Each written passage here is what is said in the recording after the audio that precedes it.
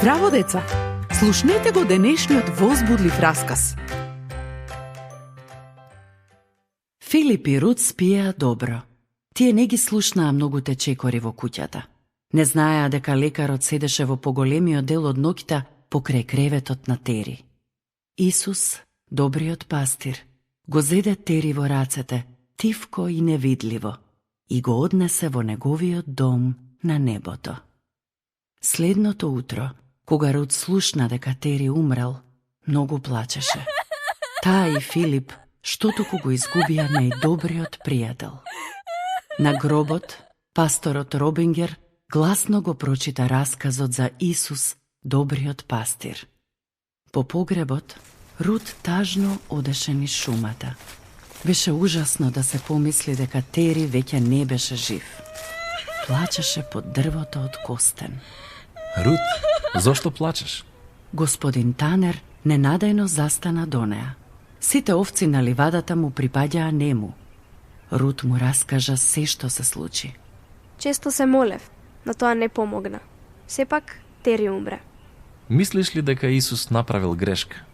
Што би рекла ако некоја од моите овци е многу болна и јас ја земам и ја однесам на најдобрата ливада досега, каде што ќе и биде дури подобро од порано? Рут почна да разбира. Исус го однесе Тери на место каде што му е прекрасно. Затоа не треба да бидеш тажна. Но го закопаа во земјата. Како може да биде со добриот пастир? Господинот Танер зеде костен. Гледај, Рут, боцкавата лушпа од костен не вреди ништо. Животот е во јадрото. Оттаму расте ново дрво. Можеш да го споредиш телото на Тери со лушпата. Лежи во земјата и не му треба повеќе. Но неговото внатрешно јадро, неговиот вистински живот е со Исус. Таму има ново тело без болка. Рут, размисли за тоа.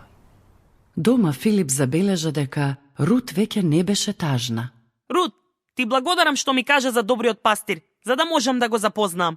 Сега Тери е со него и ние ќе одиме кај него еден ден. А утре ќе одам да им кажам на децата од училиштето за добриот пастир, за и тие да можат да го запознаат. На кого ти би можел да му раскажеш за Исус, добриот пастир? До следното слушање. Ако сакаш да не контактираш или ако имаш прашање, пиши ни на radio7kids@gmail.com.